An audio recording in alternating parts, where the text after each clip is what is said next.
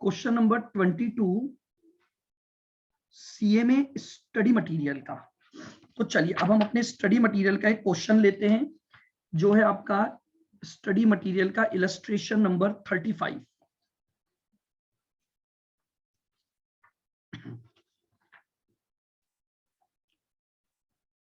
देखिएगा क्या बोला इसने, a fire occurred on 1st July 13 in the premises of A Limited and business was practically disorganized up to 30th November। यानी आपको ये एक्चुअल डिसलोकेशन पीरियड दे रखा है 1 जुलाई से लेकर कहां तक, 30 नवंबर तक। आगे बढ़ते हैं। अब आपके पास कुछ इंफॉर्मेशन दी हुई है। आपने जो पॉलिसी ली है वो 3,30,000 की ली है, having a indemnity period of 6 month. तो लीजिए, मुझे मेरी पहली स्टेप मिल गई। मैं सबसे पहली कैलकुलेशन करता हूं।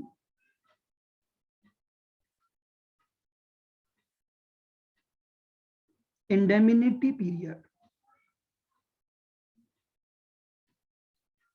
ए एज पर पॉलिसी। अगर मैं पॉलिसी के अकॉर्डिंग जाता हूं तो मुझे दे रखा है 6 मंथ, और B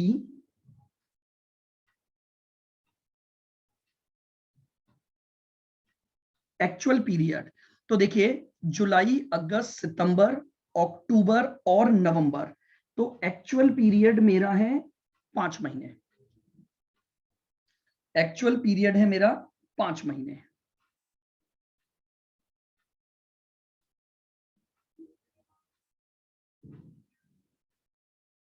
Hence, indemnity period is equal to 5 month, that is date to date लिख दीजिए 1 जुलाई 2013 से लेकर 30 नवंबर 2013। ये मेरे पास मेरी पहली स्टेप यानी इंडेमिनिटी पीरियड आ गया।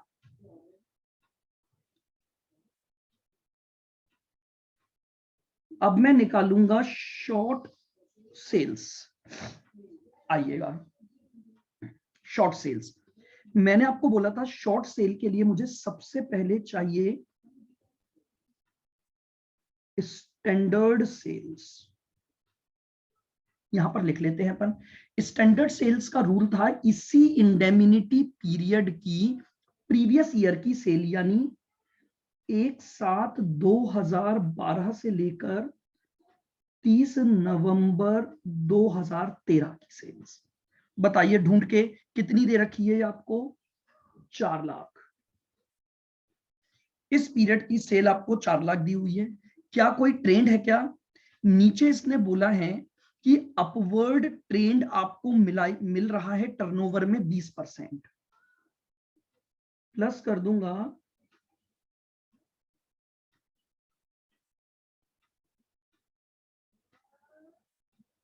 इंक्रीज एट द रेट 20%, यानी 80,000।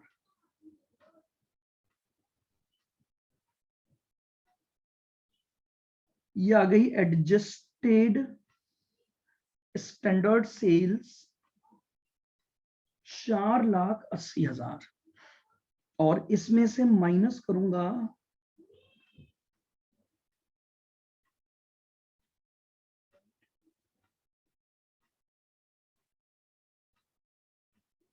सेल्स ड्यूरिंग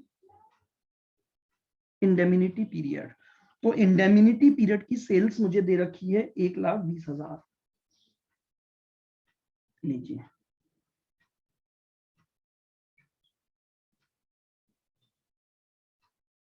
सर ये जो आपने स्टैंडर्ड सेल्स ली तो 13 महीने की हुई ना? 13 महीने की हुई? क्या बोल रहे हो सर? वो 2012 है, इधर आपने 13 लिखा है ना। ये लो, शॉर्ट सेल्स आ गई 480 माइनस 120।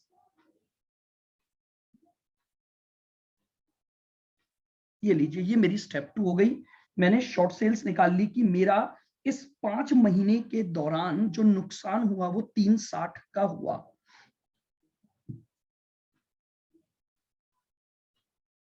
तीसरा, जीपी रेट। क्या फॉर्मूला था? Net profit of last financial year यानी 180 प्लस इंश्योर्ड स्टैंडिंग चार्जेस यानी 120 divided by sales of previous financial year यानी 10 लाख। एक 80 प्लस एक 20 divided by 10 lakh into 100। GP rate कितनी आ गई? 30%। क्या इसमें कोई इंक्रीज या डिक्रीज ट्रेंड है? नहीं है। नहीं है। आ जाइए, तो अब हम आ गए स्टेप नंबर 4 यानी लॉस ऑफ प्रॉफिट पर।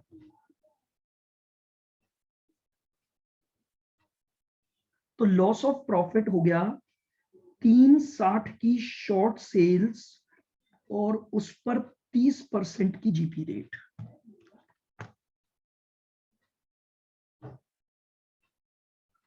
लीजिए 1,08,000 मेरे पास स्टेप नंबर 4 यानी लॉस ऑफ प्रॉफिट आ गया।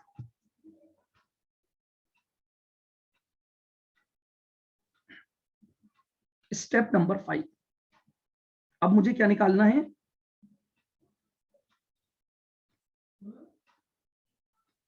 Adjusted annual sales. सबसे पहले मुझे चाहिए एनुअल सेल्स।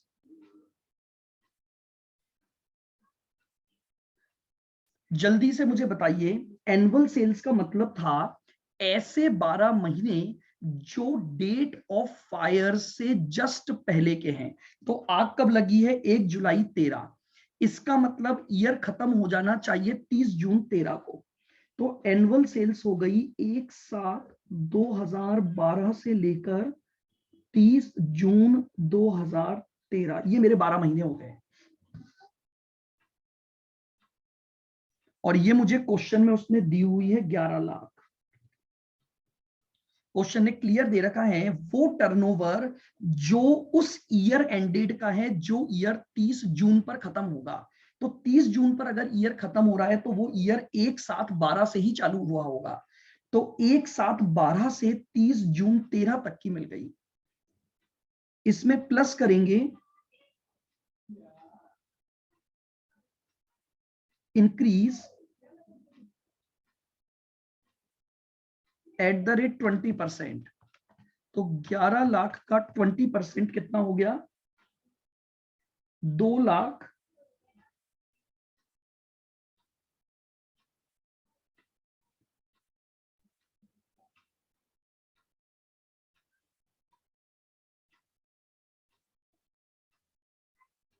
ये आ गई adjusted annual sales 13,20,000।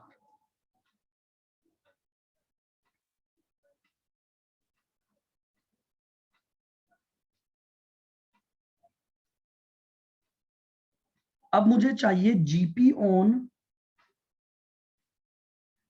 Adjusted annual sales यानी 13,20,000 का 30%। तो 13,20,000 का 30% 3,96,000। यानी मुझे अपने आप का जो इंश्योरेंस पॉलिसी होनी चाहिए वो 396 की होनी चाहिए, बट मैंने ले कितने की रखी है? 330, यानी एवरेज क्लॉज लगेगा। अब देखिए क्या कोई एडिशनल वर्किंग कॉस्ट दे रखी है क्या? हाँ सर।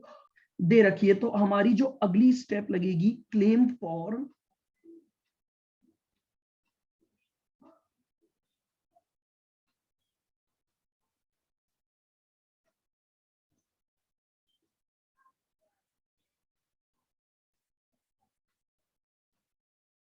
लीजिए क्लेम फॉर एडिशनल एक्सपेंसेस।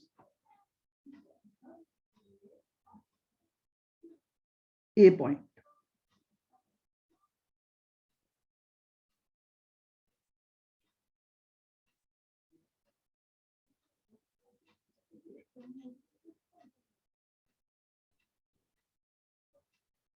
बताइए मैंने एक्चुअल एडिशनल खर्चे कितने किए हैं? 18,000। 18,000। 18,000 मेरे पास आ गए actual additional expenses. B,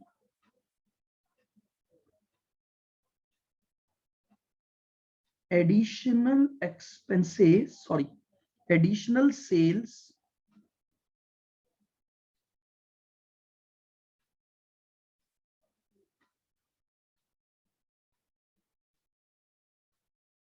due to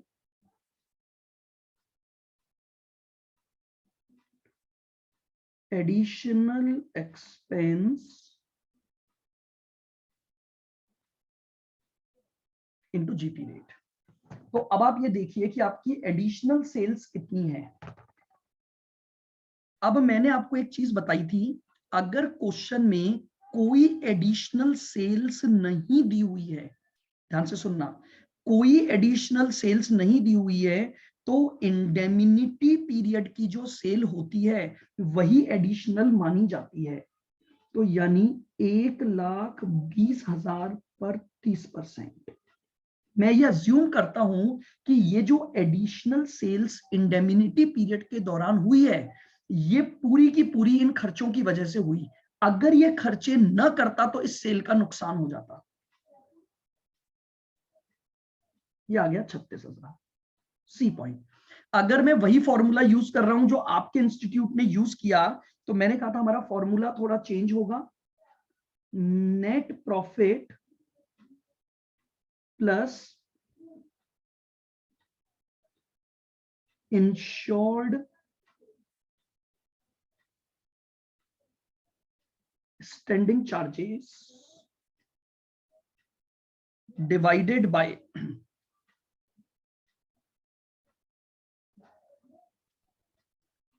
net profit plus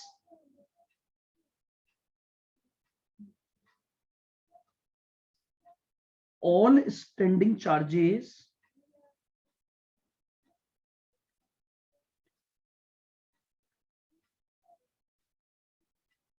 into additional expenses। तो देखिए मेरे पास सबसे पहले मुझे देखना है नेट प्रॉफिट। तो बताइए मेरा नेट प्रॉफिट कितना था। तो नेट प्रॉफिट है मेरा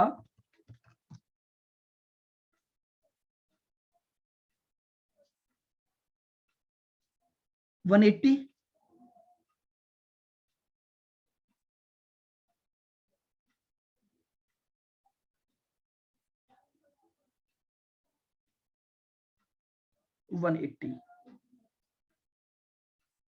अब इस बार शायद मॉड्यूल ने ओरिजिनल वाला मेरा वाला फॉर्मूला लगा दिया, खैर छोड़ो। आप 180 प्लस बताइए इंश्योर्ड चार्जेस कितने हैं।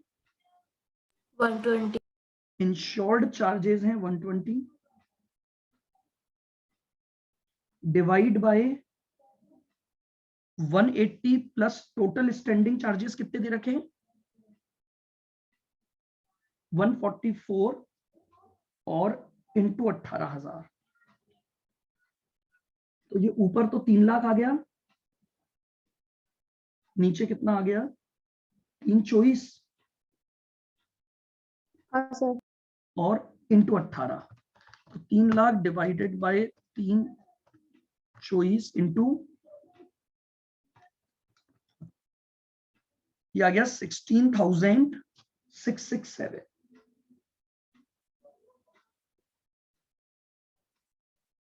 अब यह हमारा आंसर अलग हो जाएगा क्योंकि इस बार लोअर यही वैल्यू हो गई। तो अगर ये फॉर्मूला यूज करूंगा तो ये आएगा, और अगर दूसरा फॉर्मूला यूज करूंगा तो थोड़ा बहुत चेंज आ जाएगा वहां पर। तो ये आपके पास कितना आ गया, और अगर दूसरे वाले फॉर्मूले से निकालोगे तो अपन क्या करते थे, GP on adjusted annual sales वो कितना था अपना 396। देखो मैं आपको निकाल के बताता हूं, फिर डिवाइड बाय 396 प्लस अनइंश्योर्ड कितने हैं आपके,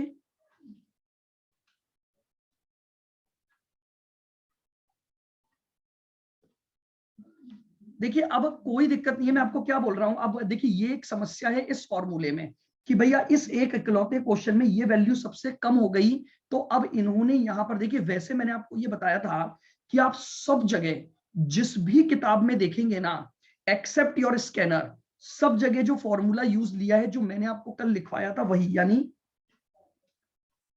ये वाला। देखो मैं आपको बताता हूं, मुझे बताओ हमारा GP on adjusted annual sales कितना था? 3,96,000 divide by GP on adjusted annual sales 396 plus uninsured charges कितने हैं 24,000 और इनटू 18, तो ये हो गया 396 प्लस 24 यानी 4,20,000। तो 396 डिवाइडेड बाय 420 और इनटू 18,000, तो ये आएगा 16,972। 16,972। सर अनइंश्योर्ड कहाँ पर है? अनइंश्योर्ड नीचे नीचे देखो, आपको दे रखा है टोटल स्टैंडिंग चार्जेस 144 है, जिसमें से हमने 120 को इंश्योर्ड करवाया। अच्छा हाँ हाँ। जो रिमेनिंग बचे वो अनइंश्योर्ड हो गए। देखिए अगर मैं आपको फिर वही बात बोलूं कि अगर मैं आपको एक बिल्कुल करेक्ट अप्रोच पर चलाऊं, तो मैंने आपको ये वाला जो फॉर्मूला लिखवाया था ना, ये हर जगह यूज होता है एक्सेप्ट योर स्कैनर।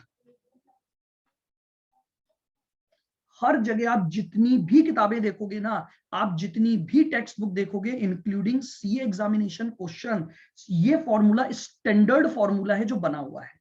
तो या तो आप अपना रूल बना लो कि आप सब चीजें छोड़ो और आप वही फॉर्मूला यूज करो जो स्टैंडर्ड फॉर्मूला है, यानी ये वाला।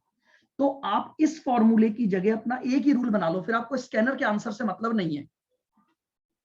क्योंकि देखिए प्रॉब्लम ये होती है कि अगर मैं एक सही फॉर्मूले पर जाऊं तो this is the accurate formula जो ओरिजिनली जब ये मेथड बना था तो बनाया गया था। तो मैं इसी फॉर्मूले को यूज कर लेता हूं और मैं यहां पर 16,972 ले लेता हूं। तो आप अब एक रूल बना लो अपना, आपको हर क्वेश्चन में कौन सा फॉर्मूला यूज करना है? ये वाला। क्या फॉर्मूला था ये? GP on adjusted annual sales divided by GP on adjusted annual sales plus uninsured standing charges into additional expenses. अब आप हर जगह पर यही फॉर्मूला लगाओ, क्योंकि अदरवाइज पता है कंफ्यूजन क्रिएट होगा कि कब ये लगाएं कब वो लगाएं। आप अपने हर क्वेश्चन में, इससे आप जब बीकॉम वगैरह पढ़ोगे तो भी आपके पास ये रहेगा कि आपके पास एक ही फॉर्मूला अप्लाई होगा। तो सर हाँ जी, तो आपके पास saving in insured standing charges कितना आ गया 4972, माइनस कर दो तो क्लेम फॉर एडिशनल एक्सपेंसेस आ जाएगा। तो 16,972 माइनस 4,972 12, और इसमें क्या प्लस कर देंगे? Loss of profit claim. Loss of profit का क्लेम कितना निकाला था आपने?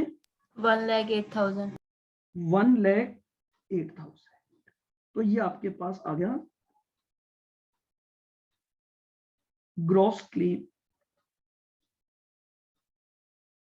ये लीजिए, ये आपके पास ग्रॉस क्लेम का अमाउंट आ गया।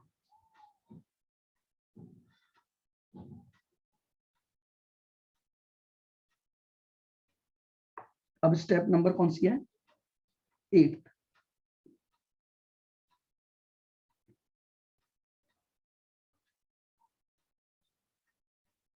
बताइए, अगर एवरेज क्लॉज एप्लीकेबल हो रहा है तो क्लेम का फॉर्मूला क्या लिखवाया था मैंने आपको?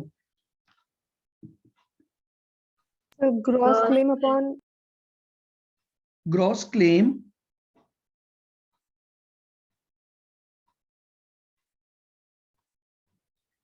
Divided by GP on adjusted sale GP on adjusted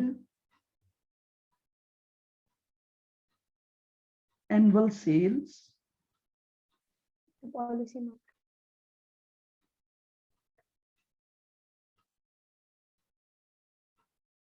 into amount of policy. इसको सॉल्व कर दीजिए।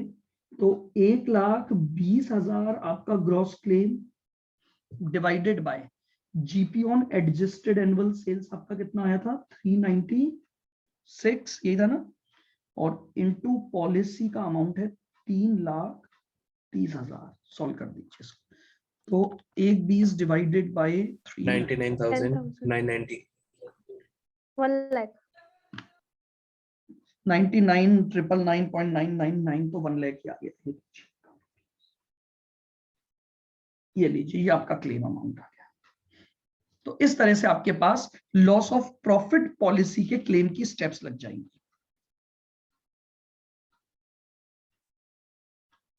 सर हाँ जी बोलो। सर मेरा तो 10 रुपए कम आ रहा है। 10 रुपए कम कैसे आ रहे हैं? सर मैंने ये पहले इसको डिवाइड कर दिया 1,20,000 को 396 से, हाँ मतलब 396,000 से कर दिया। हाँ फिर मैंने पॉइंट्स के 4 डिजिट्स ही लिए पॉइंट के बाद की। हाँ, तो फिर वो डिफरेंस आएगा ऑटोमेटिकली। अगर आप 2 डिजिट लोगे तो और डिफरेंस आएगा। डायरेक्ट हाँ। कैलकुलेटर पे पूरे ही सॉल्व कर दो ना कि भाई 120 डिवाइडेड बाय 396 और सीधे मल्टीप्लाई बाय 3,30,000, ठीक है सर। है ना। तो डायरेक्ट में आपके पास पूरा एक्टिव आंसर आ जाएगा आपका।